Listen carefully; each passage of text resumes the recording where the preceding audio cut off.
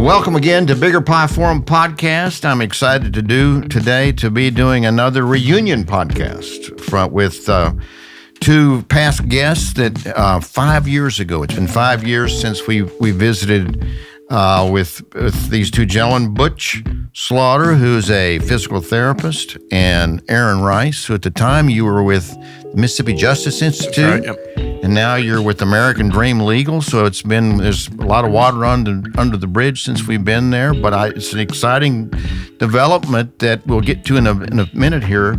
But for the benefit of our listeners and viewers who did not see our earlier podcast that was posted on our website way back in January and February of 2021, this is a legal case that these two gentlemen had dug into and started on a journey that they didn't realize was going to take this long. But Aaron, you're the representing Butch in this case, so if you could give us a little background on how we got to where we are today. Yeah, absolutely. So, as you mentioned, Butch is a physical therapist, and so this all actually got started during COVID. As you mentioned, we got together in 2021. The lawsuit was filed at the very end of 2020 in December of 2020. And so it started because Butch had been interested in home health for a long time. He had some experience in home health. And for the listeners, what home health is just a limited subset of care that can be provided in the home to patients outside of, a medical clinic or hospital or something like that. And so, for example, one of the things you can do is physical therapy in the home, which Butch is a physical therapist. And you can do occupational therapy and, speech therapy and a lot of different kind of care like that. And so one thing that home health is very good at doing is helping patients delay or prevent the need to go into a nursing home. And so during COVID, there had been a lot of nursing homes were very prone to outbreaks of COVID, as we all remember. And so there was really an increased interest and demand out there for people who were, interested in something like home health that would, help them avoid a nursing home. And so Butch saw that. He wanted to help with that, that situation that was going on. And so started looking into starting his own home health agency. Like I mentioned, he had worked in home health, in years prior for other home health groups. At the time, had his own clinic for a very long time doing physical therapy. And so started looking into opening a home health agency during the pandemic. And unbeknownst to Butch, there was really a double whammy that stopped him from doing that. And not just him, anybody from doing that in the state of Mississippi. And so one was that we had a certificate of need process in place for home health agencies. And we'll discuss that a lot more. But, the very short version of it is that, unlike getting a license that shows you're competent to practice or something like this, that this is a certificate that basically says, the government agrees or has decided that there's enough need in the market, that to justify your existence, that, there's enough patients who need your services that you can open up. And of course, that's not really how things work. I mean, the idea originally was that would somehow help with the cost and access and even quality of care. And there's decades of experience that show that in fact it does the opposite. And it also leads to a lot of really anti-competitive effects because the people who are involved in deciding whether there's enough need in the market are oftentimes, and really almost always, your direct competitors. They get to participate. Is this in a particular geographic area? That's right. So even though you can drive to homes all over the place, but this would be a protected marketplace for a specific operator. That's right. And it's typically in a county? And they do it by county. You can apply for more than one county, but you basically will say, you might put in an application that says, I'd like to open a home health agency to serve patients in Madison, Rankin, and Hinds counties. And so then, the state government would take a look at that. And while they were taking a look at that, they would send letters out to your competitors in those counties to alert them that someone had put this application in and give them the opportunity, to get involved and try to prove, to the state government that there's not enough need for this guy. The patients don't need him in Hinds County or Madison or wherever. And really this turns into essentially full-blown litigation. I mean, they have lawyers, expert witnesses, hearings in front of a judge, exhibits and evidence, all of that. It's pretty insane how just the whole process, how it works. So give us a little background on this. Goes back to the 60s and 70s. That's right. It goes back to the 60s and 70s. And really kind of the impetus for that getting started was, the federal government had, they were just rolling out Medicare. That's right. They were on the hook for Medicare now, had, a huge burden to pay for all this health care. And so at the time, the federal government reimbursed providers on what was known as a cost basis. But the short end of that, the short version of that was that they would pay providers, based on how much it cost providers to provide the care that they did. And it didn't really matter, if the provider was spending too much money, in doing that, they would still get reimbursed for it. So for example, if they went out and built a brand new, very expensive, shiny, swanky hospital or, wing of a hospital that they really didn't need, they could, put that cost that they spent into what they were billing the government under Medicare, and the federal government would just turn around and pay it regardless of whether, it was something that was a good expense or not, or something that was really needed or not. And so that's why the federal government thought, hey, let's have a process to make these providers prove that what they're doing is needed. Now, even at the time, people were warning that, look, that is not a good way to handle this. That's going to lead to all kind of anti-competitive, turf wars, and really it's going to drive up the cost of healthcare, not drive it down.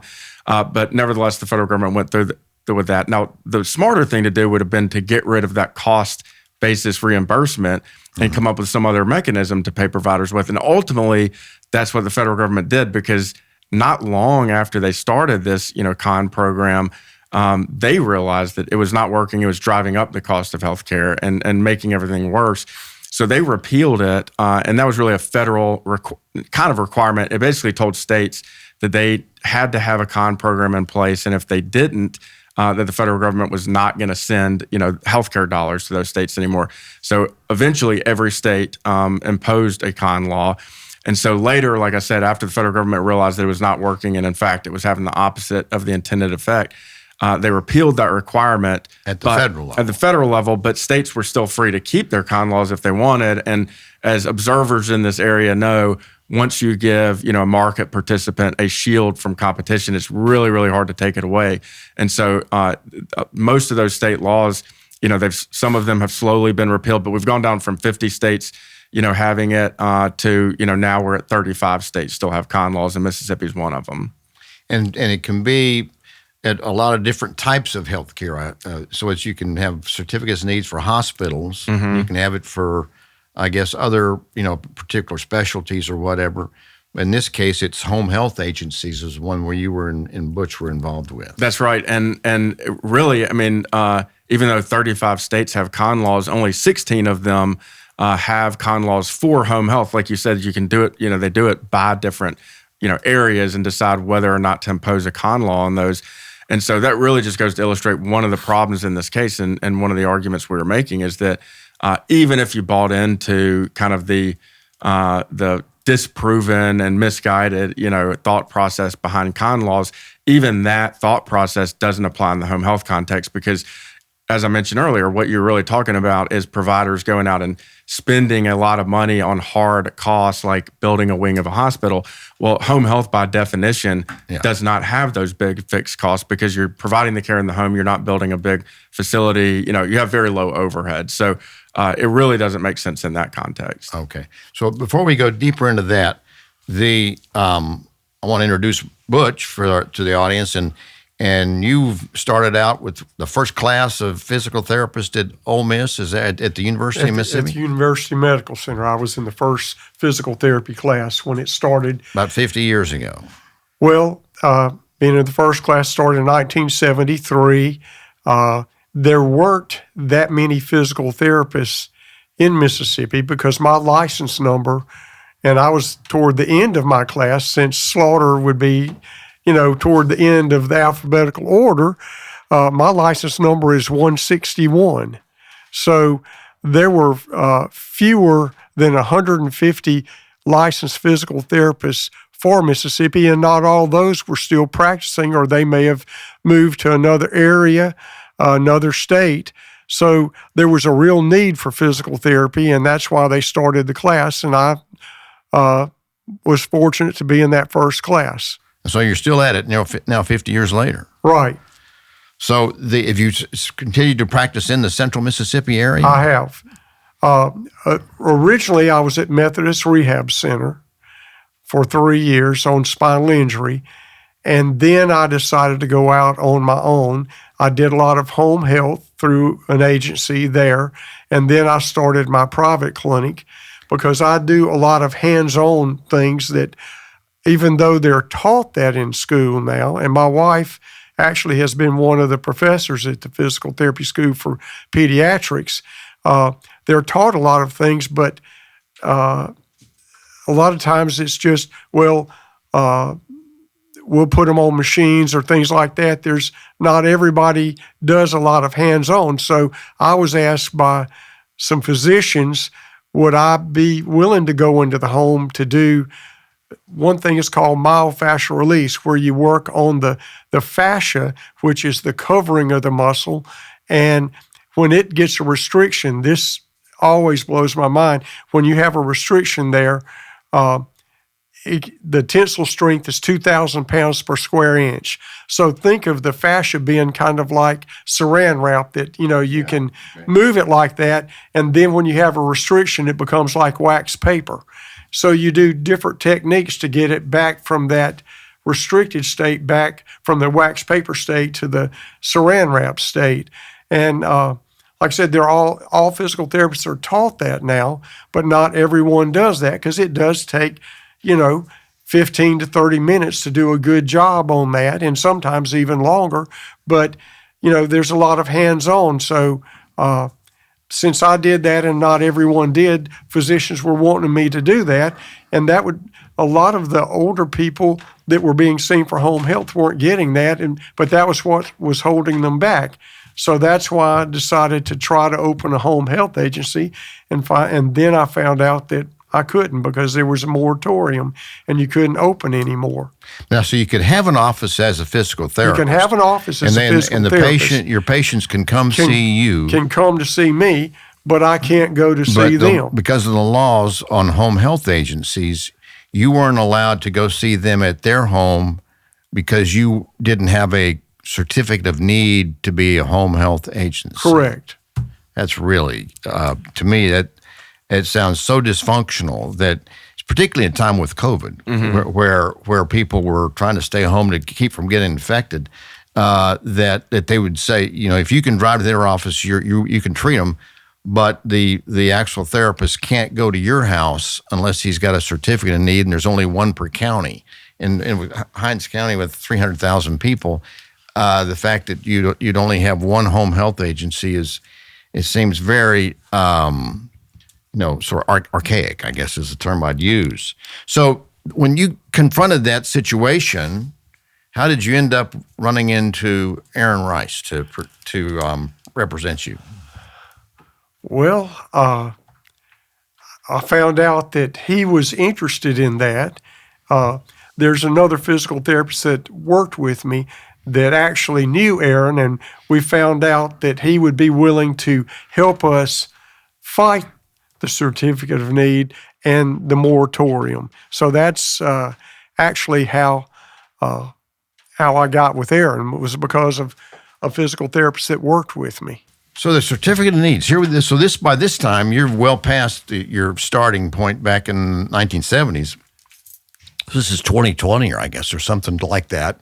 So you've got plenty of experience. You've been at this a long, long time, but yet you can't go treat patients at their own homes, and you wanted to do that. Aaron Rice ended up being your guy to do pro bono work for, I assume you were pro bono. Yeah, you were doing absolutely. this on the behalf of the Mississippi Justice Institute at the time. And so tell us where you start when you've got a law that's frustrating this type of commerce.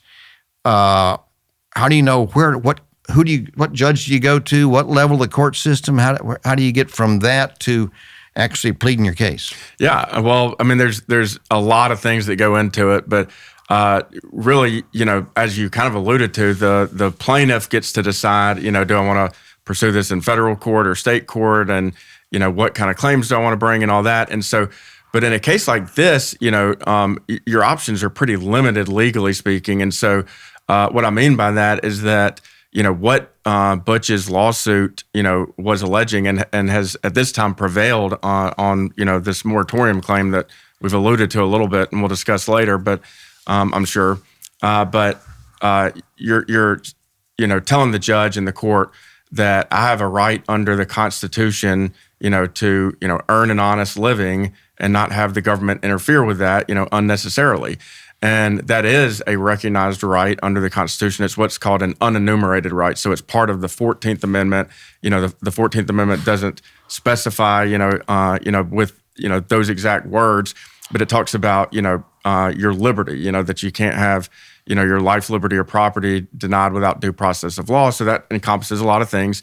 And the courts have recognized, since the founding, that one of those things that's protected under that concept of liberty, and the founding was before the 14th Amendment, but it was still protected under the Constitution. The 14th Amendment was just kind of ultimately the place that we recognize where it is today. But again, since the founding and really before the founding in England, even under the Magna Carta, we've always recognized that that's one of the things that is a protected liberty that that you as a citizen have. And so, if you're making that argument, again, that's really the primary argument you can make. Another one that we did bring was an equal protection claim. And so you mentioned how some providers might be subject to a con and others aren't. And so we brought an equal protection claim as well to say, look, you're not treating different providers equally under the law. Some providers are not subject to this, and there's not really a rational reason for why the government would subject home health agencies to this, but not, for example, just private physicians. And so, anyway, my point being that, you look at the claims you're going to bring, and kind of how those claims have fared in different courts. Also, the state constitution, the Mississippi Constitution, might be different than the federal Constitution on some of these areas. It might use different words, have different case law interpreting it. And so anyway, ultimately, after looking at all that, we decided that we would go to federal court. That's where we thought we would get a good hearing on this argument, and that's what we did. We filed it in federal court and wound up in the Southern District of Mississippi in downtown Jackson. So, and you were assigned to Judge Carlton Reeves, is that correct? That's right. Because there's more than just one. That's right. There's several judges in the Southern District. So you were assigned to Judge Carlton Reeves, and then he took that, and I guess he has to study it and do other things, and he's probably got a big caseload, so it takes, the law grinds along slowly. That's right. And of course, before he even decides it, the parties litigate it. And so, that involves, taking testimony, for example. Okay. Yeah, for example, I mean, the other side, took Butch's deposition, meaning he was sworn under oath and sat for, several hours answering, all their questions under oath. And we did the same thing. We deposed, witnesses from the State Department of Health, witnesses from, there was actually an association that represented existing home health providers, home health agencies who didn't like that Butch was suing over this. They liked the con law and the moratorium, and they wanted to keep it in place. So they actually intervened into the lawsuit. We hadn't sued them, but they asked the judge to let them basically act as if we had sued them and be defendants in the case. The judge allowed them to. And so, we deposed them. We got a lot of documents. You exchange documents. We dug around in the archives, the Mississippi Department of Archives and History, because like you mentioned, a lot of this goes back, the moratorium we keep alluding to was put in place in 1981, 45 years ago. And so you had to dig through government archives and we found transcripts of meetings where that moratorium, originated and was first discussed, and why it was discussed, and what happened with it, and who said what, and all of that. And so there's just a lot of litigating that goes on. And then after you do that litigating, then the parties, make arguments to the court on who they think should win. And then the judge has to, like you said, take it under advisement and do it, along with his court staff, do his own research into it, the legal analysis on it. And ultimately, at the end of all that, what comes out is a written opinion. Here, I think we got a 46-page, written opinion that gives the legal analysis of what's going on, what Butch's claims are, his legal claims, and whether those claims, have merit or not. And ultimately, the judge decided that the moratorium was unconstitutional and needed to be struck down. The larger, con law, he didn't go that far, but we're going to appeal that part of the decision. The one that's specifically about home health That's right. agencies? And so the moratorium is, it's really the thing that stopped Butch, even more than the con law, was that we had the con law in place, but on top of that, in 1981, basically the State Department of Health put a short pause on. They hadn't even issued a con yet. This was right when the con got implemented. They needed some time to study, home health agencies and figure out, what kind of application process they were going to have for cons. So they put a short 6-month pause on, moratorium on providing cons to any home health agencies. And when they did that, was that a moratorium on all cons altogether, or just the home health agencies? Just home health agencies. Oh, okay. All right. And there are a few other providers that, for different reasons, have also had a moratorium put on them. But home health was one of those, and it was a long time ago. And so they did that for 6 months, and it lasted for 40 years? It lasted for 45 years until we got it struck down, because they did it for 6 months. And I mentioned earlier, though, once you put a shield in place, it's very hard to take it away. When you give competitors. So you end up with the incumbents doing everything they can to keep it, to protect the status quo. That's right. So the incumbents actually went to the legislature and got them to enshrine that same short little administrative moratorium into state law in the Mississippi Code. And there it stayed, all this time. So the initial, regulatory moratorium went in place in 1981. It got extended a few times. And in 1983, it was about to expire. And when it was about to expire, now the incumbent home health agencies were already trying to convince the Department of Health to keep it, but they weren't going to do that. And so those incumbents went to the state legislature and convinced them to just adopt a moratorium and put it in the Mississippi Code. They did that in 1983, and all this time it's been there. And there have been people going to the legislature almost every year since 1983, putting forward bills saying we need to get rid of this moratorium. There's no reason for this. The legislature turns a blind eye to that. And so, ultimately it took somebody like Butch coming along and filing a federal lawsuit to challenge it under the United States Constitution. And that's what we did. And again, ultimately at the end of that long road that you mentioned, the judge agreed with us and said this moratorium that's been in place for 45 years violates the Constitution, and it's struck down right now. So what was the date that was announced? That was January 26th, I think, of 2026. So only like 2 weeks ago. Yeah. Right? 2 or 3 weeks ago. Yep, January 26th. Yep. That's amazing. And so that's the moratorium. So where does that leave? Well, first of all, there's a number of different rabbit holes we have to go down here. First of all, where does it leave Bush? Does it change things right away? Does he have to go further with this to the Fifth Circuit? Fifth Circuit Court of Appeals. So now you have to appeal. That's right. The other part, the part that didn't get thrown out, to the Fifth Circuit. Yep. Which you're getting pretty serious. That's pretty high up there in the legal system. And what does it do for Butch in the short term? Yeah, I mean, Butch and I have been talking about that because that's one of the things he's trying to figure out right now too. Is he doesn't think he should have to apply for a con, and as you know, that's a very hard, lengthy, and expensive process. And so basically, I mean, as I understand it, Butch is kind of looking at right now, trying to assess whether to go ahead, even though we hope to still get the con law struck down on appeal, but whether to go ahead and start putting the application in now, which is also going to be a huge challenge because the state of Mississippi hasn't had a con application for 45 years. They don't even know how to assess one. And so who does it go to the Department of Health? It goes to the Department of Health. And so the Department of Health testified in this case that if the moratorium were struck down, they would actually kind of reassess, everything, because they have these standards, that they put in place in, shortly after 1981.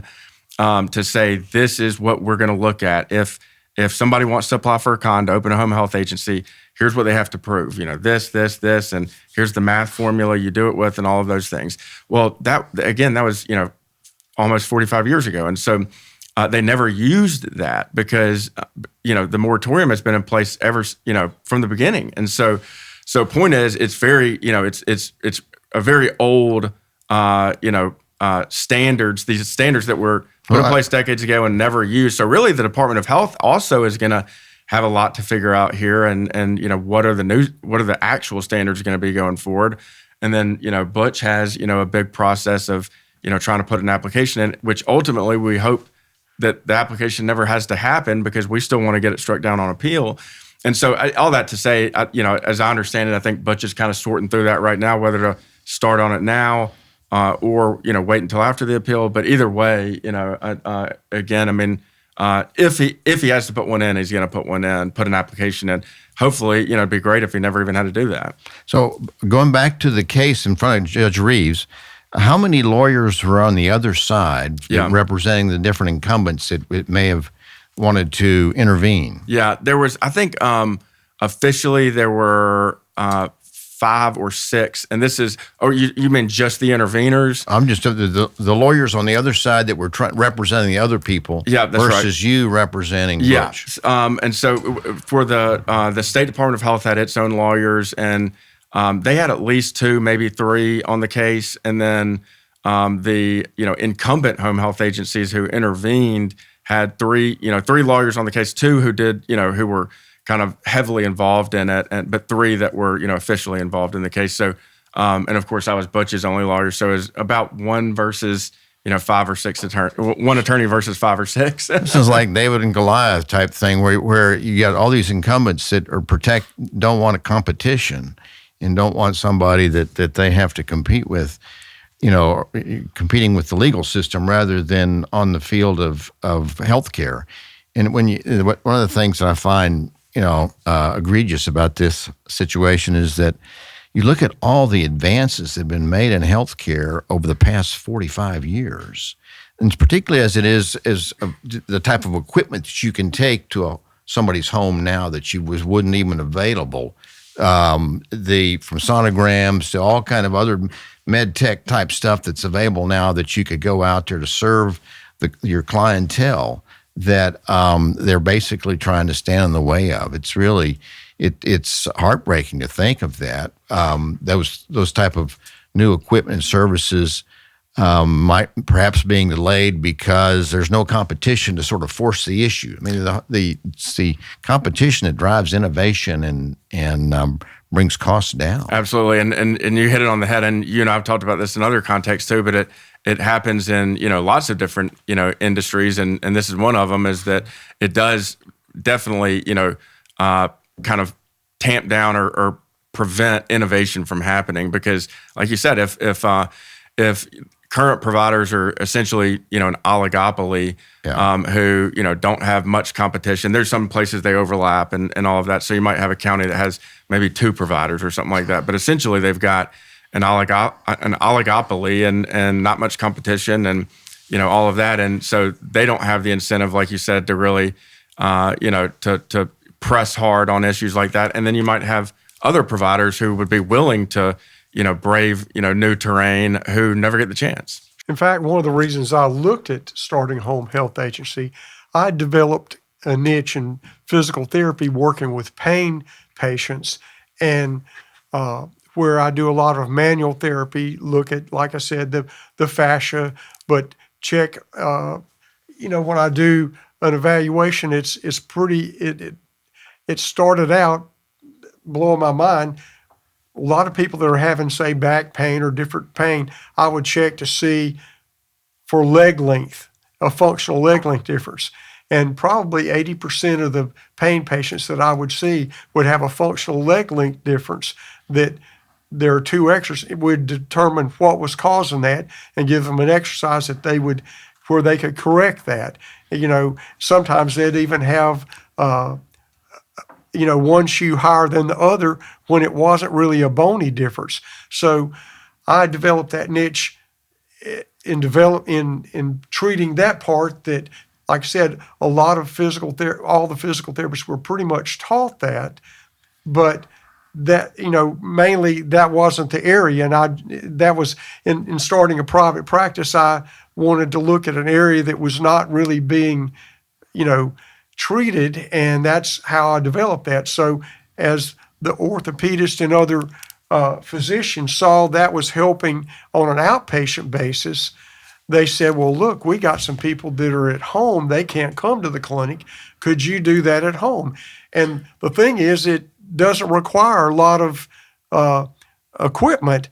It really basically just your hands and just evaluating. And so that's how I decided, hey, well, what about a home health agency? Because no one was really doing that. Not that they couldn't, but that's, usually in home health, when I saw a home health patient, we were working either teaching them how to use a wheelchair, getting them on a walker or crutches.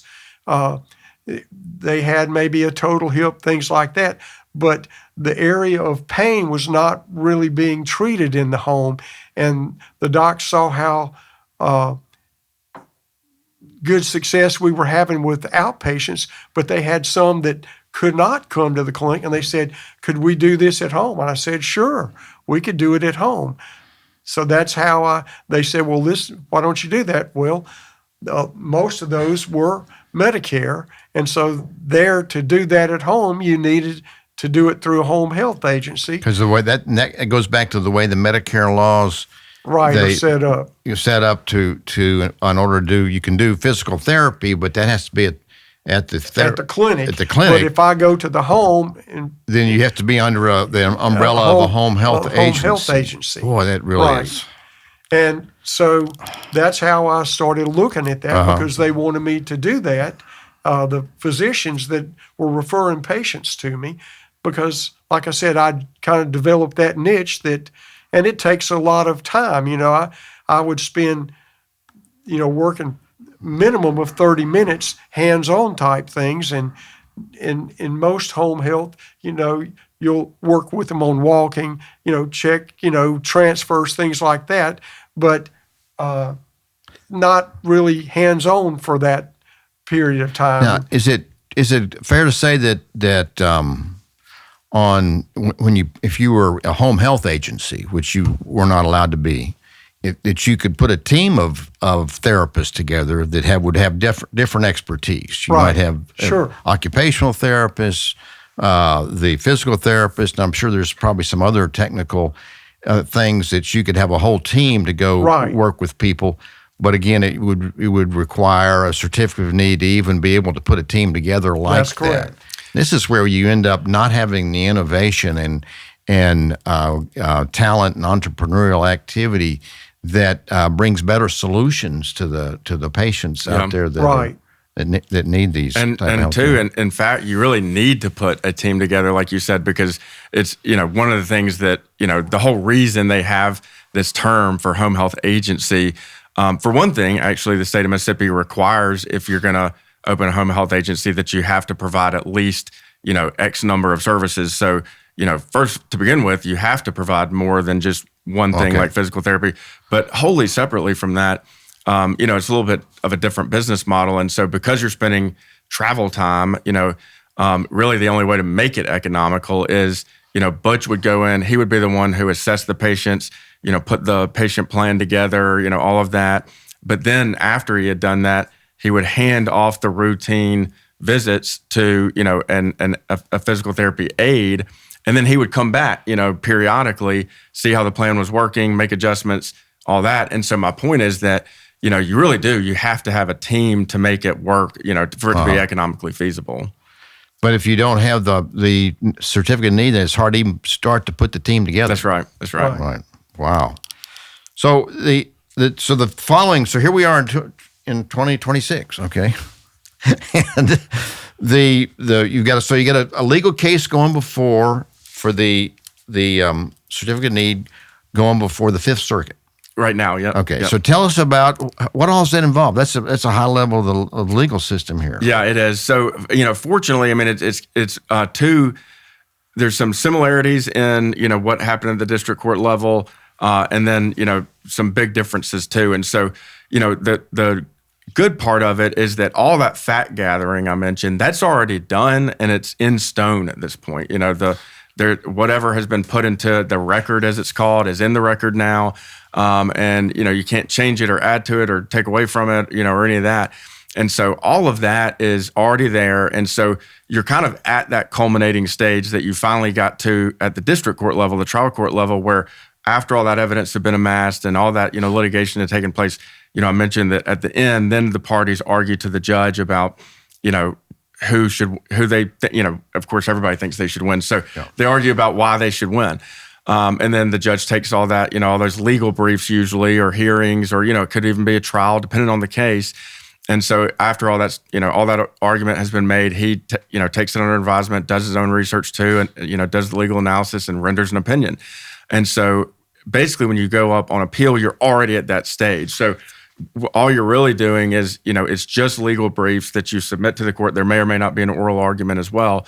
But you just make the argument, and what you say is, here's everything, the context of this case, here's the facts and what happened, and here's the arguments we made, here's what the judge decided, and here's why he's wrong if you're the one appealing. Or if you're the one defending the appeal, you would say, and here's why the judge was right. And so you just make the same arguments again. They may change a little bit to address whatever the trial court, judge said, what his ruling was. You might, it might affect your argument, but you're essentially making a very, it might be the exact same argument or very similar argument, but now you're making it at a higher level. Now, of course, a lot of work goes in even to that, just submitting, like you mentioned, this is a very high level court. And so a lot of work and time and thought goes into preparing those legal briefs and then, doing that, appearing at that oral argument if the court does schedule one. But again, thankfully, you're not starting over from scratch and we've got to go, get witness testimony again and gather evidence again and exchange documents again. You're not doing any of that. So do you, is there like a judge panel or a bigger, what's the setting? A single judge, three judges? So it starts with three, and you're exactly right. It's called a panel. And so the Fifth Circuit as a whole is made up of, I want to say, 14, 16, somewhere around there, judges. And so, but they'll divide off into panels, and this is primarily just to help with workload, and so it's three because, you don't wind up with tie votes that way. But, they can decide to take a case, what's called en banc, and that means every judge, every active judge who's a Fifth Circuit judge hears the case together.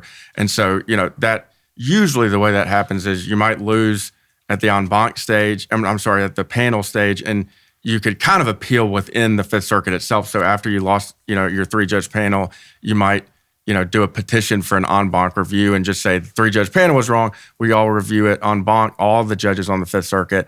If they say no to that, then you appeal to the U.S. Supreme Court. Of course, the U.S. Supreme Court takes very, very few cases. So that's kind of the process then. So could this have ramifications for certificates of need across the country? It could. So if it was decided, particularly in our favor. So to begin with, there have been lots of federal challenges to con laws, in federal courts around the nation.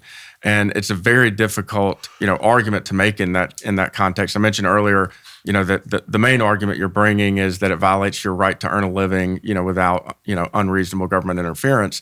And, unfortunately, the courts, at the state and federal level, have been, we've got some very bad law that's developed around that. And really the courts, in my view, do not take that right nearly as seriously as they should. And it is exceedingly difficult to win in any context when the argument you're bringing, versus, if you challenge law and say it's violating my right to free speech, you are infinitely more likely to prevail on that claim. If you bring any case in any setting and say this is violating my right to earn a living, it's very, very rare for any plaintiff to prevail on that. And so I said all that to say that in those challenges that have happened around the nation, no federal court yet in the healthcare context has struck down a con law. And so if it was decided in our favor at the Fifth Circuit level, that would, in my opinion, that would have ripple effects, nationally, just because it would be the first time there was any precedent at the federal level saying, in fact, this kind of con law, at least in one like this, does violate the Constitution and someone's constitutional right to earn a living. But especially, as you mentioned, if it made it to the U.S. Supreme Court, which you never know, it could, and if that happened, then it would be a guarantee that it would have national implications by definition. But again, even at the Fifth Circuit level, basically what you have there is that it would be binding precedent in Mississippi, Louisiana, and Texas right off the bat. That's the Fifth Circuit. Okay. But then, essentially, federal judges, it might not be binding on another judge, but it's persuasive. Other judges look at what other courts have decided, and they may decide, hey, I think that court, the Fifth Circuit, got it right here, and they'll cite that opinion and say, this is a really good opinion. We agree with it, and we're going to rule the same way. So that's one way that it could kind of have knock-on effects, nationally, is basically showing other federal courts across the nation that, look, that there's a very, this does violate, at least in the Fifth Circuit's opinion, this does violate the Constitution. And that just gives, a lot of credibility to the argument if that happens. Okay, wow. The thing that I find exasperating is that, the whole healthcare system is just is sort of bogged down, I think, and a lot of it's rules like this that are put in place with the best of intentions, and then you end up with it frustrates the dynamism the ability of technology to make things cheaper, to make things better, make things happen quicker, and we're still tied down with regulations that people put in place 50 years ago when we didn't know what was what the future held. And it seems like we're really, and it's not as if Mississippi has the best outcomes out there. I think we're frustrating ourselves in limiting the potential for improvement in our own health for a variety of reasons. That's a good point, because some of the things that I wanted to do with the home health agency were techniques that when I started in PT school, we weren't doing right then. Innovations have come about, and it's not equipment-wise, it's manual therapy, or I do also dry needling, which is similar to acupuncture. Well, that's, you just have it's not expensive at all. So the things that they were wanting me to do in the home, the physicians were not things that were going to increase the cost from equipment standpoint. It's just that wasn't being done, And a home health agency overall is not expensive to, you have walkers. It shouldn't be, yeah. It's not I understand, like if you're going to do surgery, a surgical system, maybe a certificate of need there, but a home health agency really is not expensive to set up. Right. There's not a lot of equipment. And so doesn't make sense to me that they have that in there, because you're not really, eventually you would actually, I think, decrease the cost. Because if you could do what I was wanting to do at home, they may not go to the nursing home, or they may not have to go back to the hospital. That's why, since, like I said, and there were a few other therapists doing it, the manual type stuff that for pain and all, we would actually decrease the cost. Sure. That's the thing that's, confounding about laws like this, where we all know, we see things that other services we get that are the whole productivity is the key to bringing costs down. So Right. that whether it's through the way that your eyes, you can get your eyes fixed now that was unthinkable 40 or 50 years ago. Aaron, you mentioned earlier that the Judge Reeves had written, I think, a 43-page decision on this situation, of the case that came before him.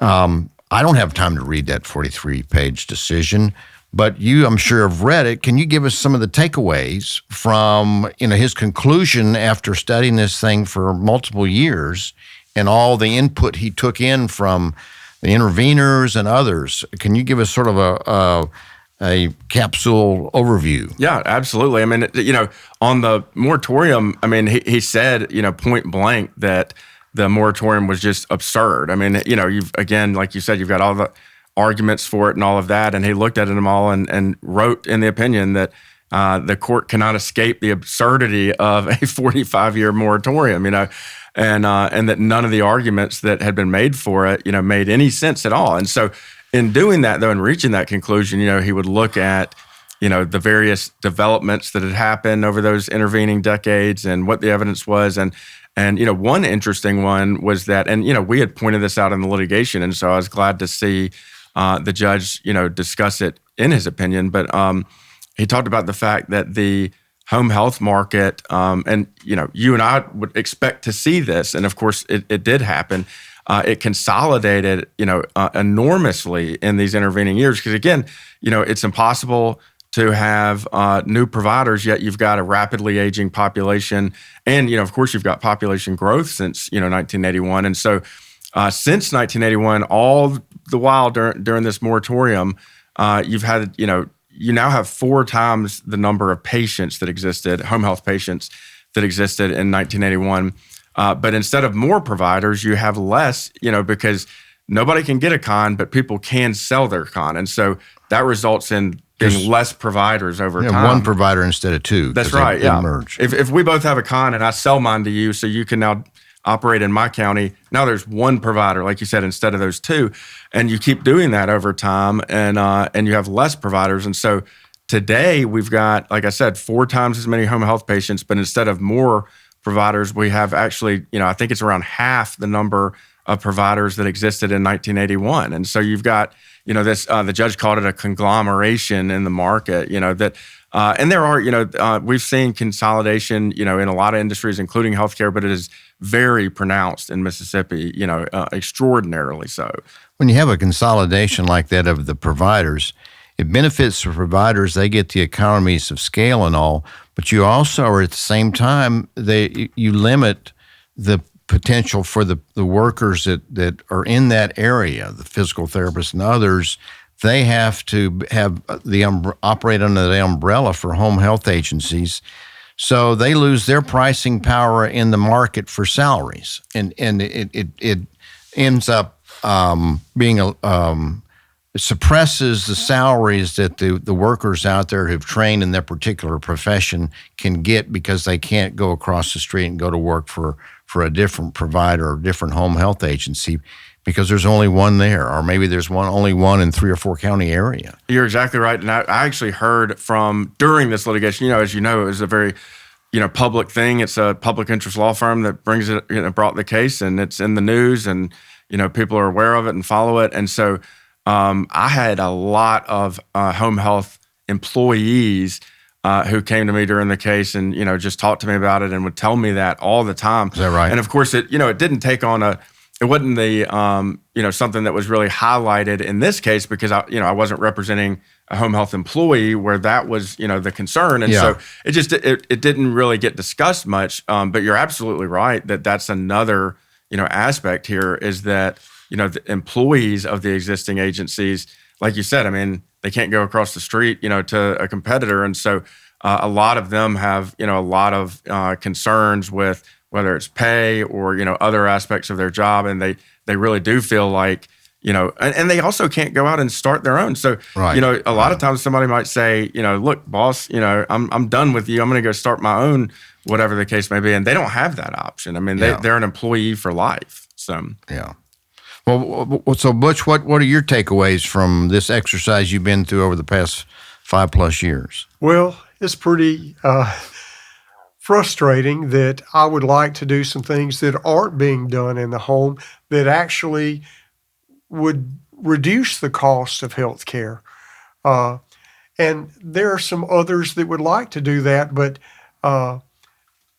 it's not set up that way. And when you have more, than you can see, then what happens is you don't do as much as you could, for the patient. But especially those that are having pain, you're limited.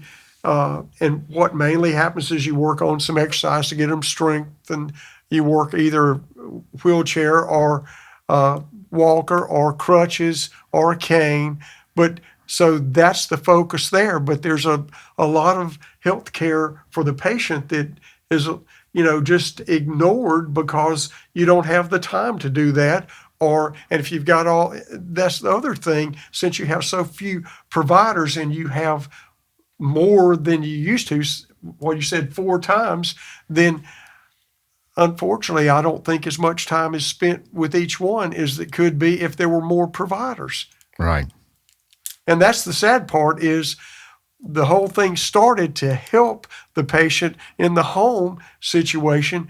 And now, if you are seeing more patients, then you don't spend as much time as you would if you had fewer patients. Right. Well, I sure appreciate all the efforts y'all have made in pursuing this, and I appreciate your persistence and tenacity to hang in there, Butch, with all you've learned and to make this effort to expand the marketplace for the folks out there who need this type of care.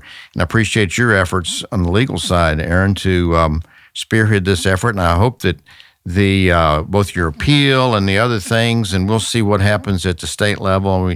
I'm sure that the folks that representing the status quo will be out there trying to appeal their situation as well. Yeah, we'll see. I mean, the deadline for appeals hasn't come, and so like I said, we know that we will be. But they also have an issue where that they could appeal. They could appeal on the moratorium side, which was struck down, and say the judge got that wrong. Here's why the Fifth Circuit should overrule them on that. So they may not. We'll see. But certainly, and I expect either way, for them to be involved. But yeah, it'll continue on. I want to thank both of y'all. I learned a lot about legal and also fascia and all these other things like that.